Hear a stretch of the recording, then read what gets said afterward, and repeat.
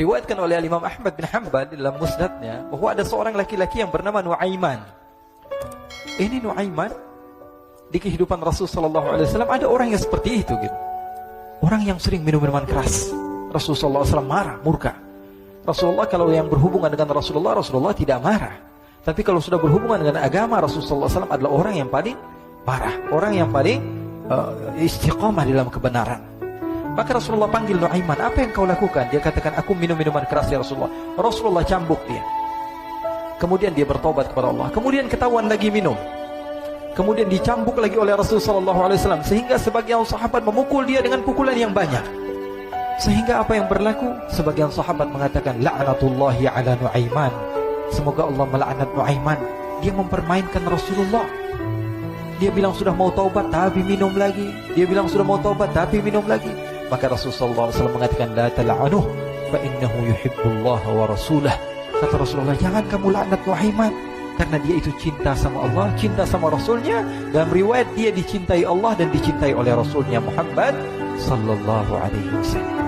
Ibn Majah menceritakan bahwa Nuaiman ini pernah suatu waktu diajak oleh Sayyidina Abu Bakar pergi ke negeri Syam.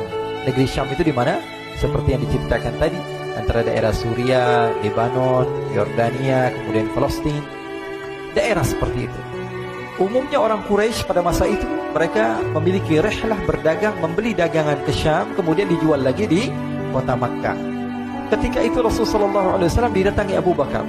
Sayyidina Abu Bakar mengatakan kepada Rasulullah, ya Rasulullah, saya mau izin ya Rasulullah. Mau apa? Saya mau ajak dua sahabat kamu ini ikut berdagang ya Rasulullah. Siapa kata Rasul? Nuaiman. Kata Rasulullah, Nuaiman kamu mau ajak, mau ngapain? Biar seru-seruan aja ya Rasulullah. Kata Rasulullah, ya sudah, saya izinkan kamu bawa Nuaiman. Ketika itu Sayyidina Abu Bakar membawa Nuaiman sama satu sahabat namanya Suwaibid ibn Harmalah. Siapa namanya? Suwaibid ibn Harmalah. Ini sahabat Rasulullah SAW yang memiliki sifat yang berbeda-beda. Kalau Nuaiman ini aneh. Pernah Rasulullah SAW dibawain makanan banyak, dikasih Rasulullah, dikasih sahabat semua. Semuanya sudah makan, tiba-tiba si Nuaiman ini, sahabat Nabi Nuaiman mengatakan kepada Rasulullah, ya Rasulullah, ini yang penjualnya, tolong kau yang bayar ya Rasulullah. Makanan udah habis. Makanan udah habis. Rasulullah SAW bingung, saya yang bayar. Akhirnya Rasulullah katakan kepada sahabat, ayo keluarkan uang, kita patungan, kita bayar. Rasulullah aja dimainin, apalagi kita orang. Sallu ala Nabi Muhammad. Nuaiman diajak Sayyidina Abu Bakar. Kata Rasulullah SAW, benar kamu mau ajak Nuaiman? Iya ya Rasulullah. Diajaklah. Diceritakan dalam riwayat Ibn Majah, diceritakan juga dalam Siyar A'lam An-Nubala, diceritakan juga dalam Musnadnya Imam Ahmad bin Hanbal, dalam riwayat Imam Ahmad bin Hanbal. Maka diceritakan Nuaiman diajak oleh Sayyidina Abu Bakar. Sesampainya di negeri Syam, semua dibagi tugas. Fulan bin Fulan kerjaannya ini, Fulan bin Fulan kerjaannya ini, semua memiliki kerjaan. Nuaiman tanya, wahai Abu Bakar, kerjaannya saya apa wahai Abu Bakar? Kata Sayyidina Abu Bakar, kamu mau ngapain terserah kamu wahai Nuaiman. Yang penting kamu ikut saya kan. Kemudian satu di antara mereka namanya Suwaibid ibn Harmalah. Ditanya oleh Sayyidina Abu Bakar, wahai Suwaibid, kamu mau kerjaan apa? Kata Suwaibid, terserah kamu wahai Abu Bakar. Kata Sayyidina Abu Bakar, kamu menjaga makanan, karena saya tahu kamu ini adalah orang yang senantiasa menjaga amanah. Suwaibid ini kalau disuruh maju dia maju, disuruh mundur dia mundur, disuruh ke kanan dia ke kanan, disuruh ke kiri dia ke kiri. Orang yang ikut aja. Kalau Nuaiman beda, disuruh maju dia ke belakang, kasih sen kanan ke kiri belok. Nuaiman itu orang yang berbeda. Maka Suwaibid mendapatkan tugas, semua mendapatkan tugas kecuali Nuaiman. Sehingga ikhwani, apa yang berlaku, apa yang terjadi? Sayyidina Abu Bakar pergi sibuk dengan kesibukannya, sehingga datanglah waktu siang. Nuaiman sudah lapar. Nuaiman cari makanan. Dia nggak punya uang, diajak Sayyidina Abu Bakar tapi tidak diberikan uang. Sehingga dia cari-cari makanan. Dia tahu Suwaibid yang jaga makanan, dikatakan, wahai Suwaibid, saya mau makan, berikan kepada saya satu roti saja. Yang terpenting apa? Saya makan sekarang, saya sudah lapar. Kata Suwaibid, ya Allah Nuaiman, kita tunggu Abu Bakar saja sehingga dia datang, karena ini amanat. Amanat dari Abu Bakar, saya tidak boleh berikan kepada siapapun kecuali atas izin Abu Bakar. Kata Nuaiman, kasih saya makanan, kalau tidak saya bikin masalah sama kamu. Merah wajahnya Suwaibid, karena dia tahu, jangankan saya Rasulullah jadi mainin. Bingung. Apa yang harus saya lakukan?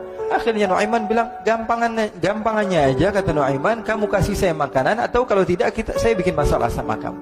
Bingung Suhaibit, pikir panjang. Setelah itu dia katakan, ya sudah Nuaiman, saya tetap mau jaga amanah Abu Bakar, karena saya takut ini adalah perintahnya Allah, perintahnya Rasulullah SAW, dan perintah daripada Abu Bakar, sahabatnya Nabi. Kata Nuaiman, kalau memang begitu kamu maunya, ya sudah, berarti kamu ngajakin berantem sama saya. Nuaiman pergi ke pasar. Dia cari-cari tempat penjualan hamba sahaya. Dia lihat-lihat beberapa hamba sahaya. Ini berapa harganya? Ini katanya 10 qalanes.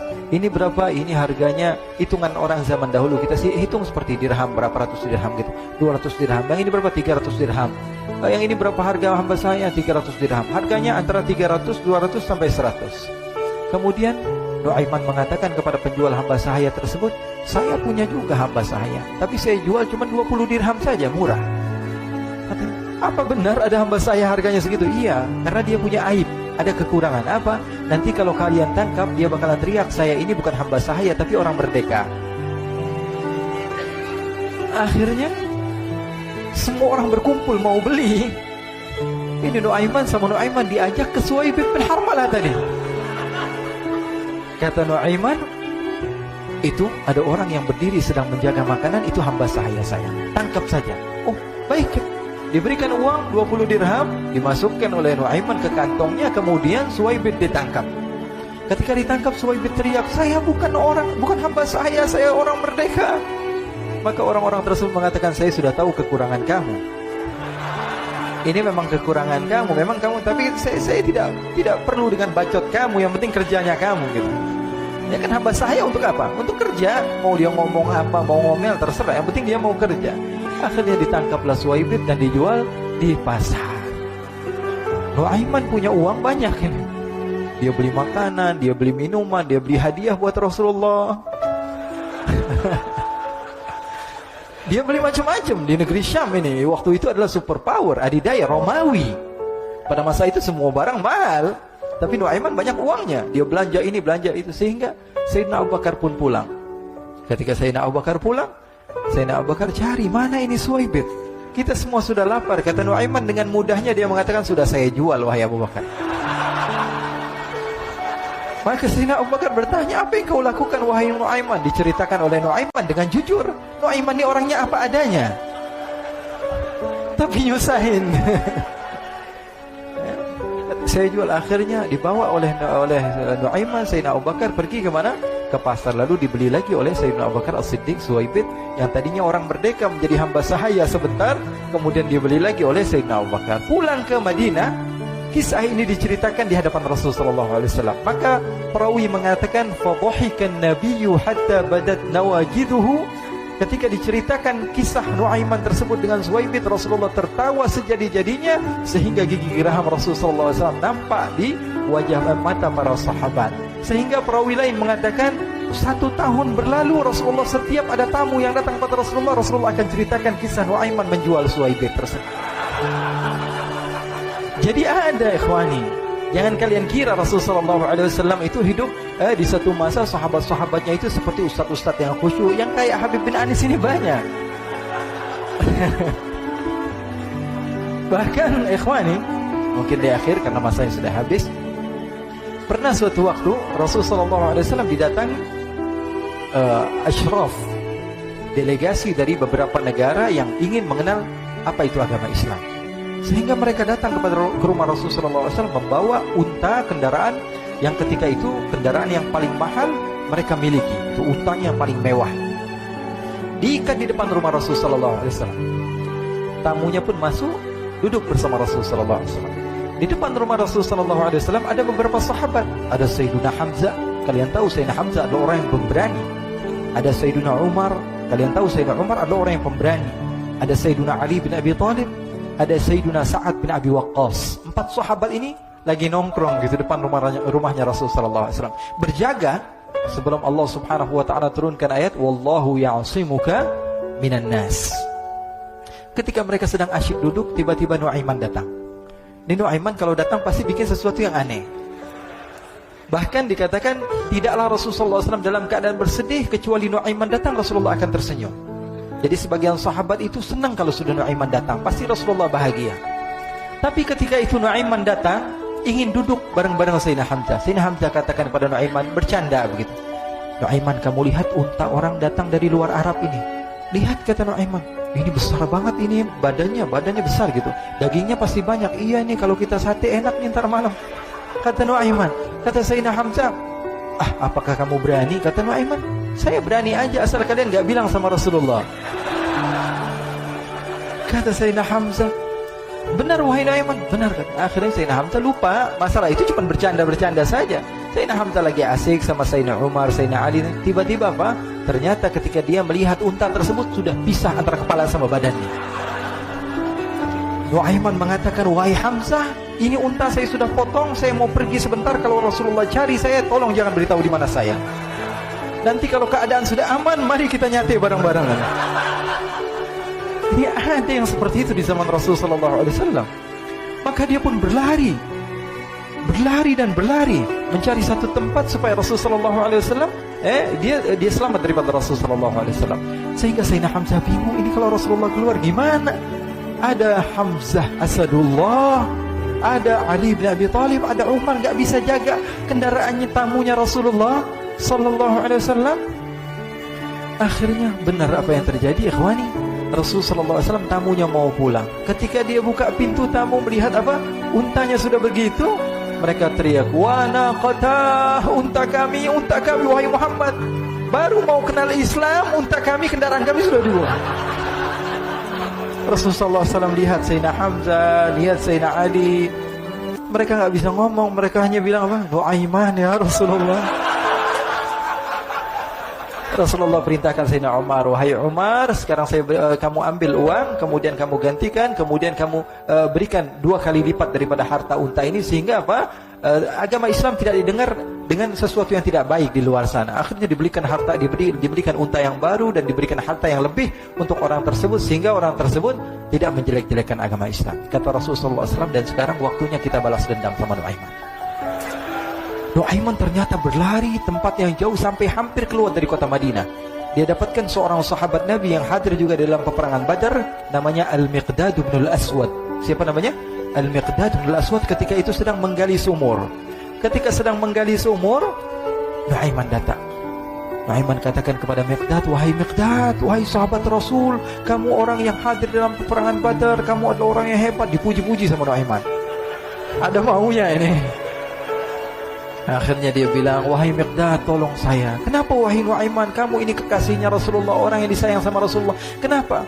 Saya ini sedang dikejar-kejar orang jahat. Tolong selamatkan saya pengen masuk ke dalam sumur, boleh atau tidak? Kata Miqdad, siapa yang mengejar kamu? Pokoknya saya dikejar sama orang-orang. Kamu mau atau tidak selamatkan saya? Ya sudah, selagi kamu itu adalah sahabat Nabi, silahkan kamu masuk. Masuk akhirnya Nuaiman ke dalam sumur tersebut. Lalu Nuaiman mengatakan, wahai Miqdad, dia keluar lagi. Nanti kalau ada yang cari saya, tolong jangan beritahu saya di dalam sumur ya. Kata Miqdad, baiklah. Kata Nuaiman, siapapun yang bertanya tentang saya, kamu tidak akan kasih tahu. Iya, kata. Walaupun Rasulullah yang tanya saya. Katanya, enggak mungkin Rasulullah datang ke tempat sejauh ini. Iya, walaupun Rasulullah. Akhirnya masuk Nuaiman. Setelah beberapa menit Rasulullah dan rombongan benar datang. Miqdad bingung ini. Ini kenapa Rasulullah datang ke RW kami ini?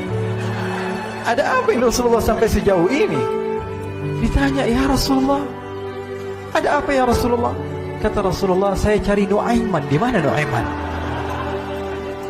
Innalillah, kata Miqdad. Enggak dijawab ini Rasulullah. Kalau dijawab saya ingkar janji. Akhirnya apa dia katakan? Wahai Rasulullah, mata saya tidak memandang kepada Nuaiman, tapi tangannya nunjuk ke dalam sumur. Sahabat. Apa dia bilang? Mata saya tidak melihat kepada Nuaiman, tapi tangannya nunjuk ke sumur. Akhirnya dibuka sama Rasulullah, Nuaiman muncul. Kata Rasulullah, Nuaiman, kamu bikin malu saya, wahai Nuaiman. Ya Rasulullah, yang bersalah bukan saya, tapi orang yang mencari saya bersama kamu, ya Rasulullah. Akhirnya Rasulullah nengok siapa? Ternyata Nuaiman sudah lari kabur. Sallu ala Nabi Muhammad. Kisah-kisah seperti ini sebenarnya banyak sekali, ya. Ini menunjukkan kepada kita bahwa kehidupan Rasulullah itu begitu indah. Rasulullah SAW, kalau kamu mau menjadi orang yang baik, contoh Rasulullah. Mau menjadi bapak yang baik, contoh Rasulullah. Mau menjadi pemimpin peperangan yang baik, Rasulullah.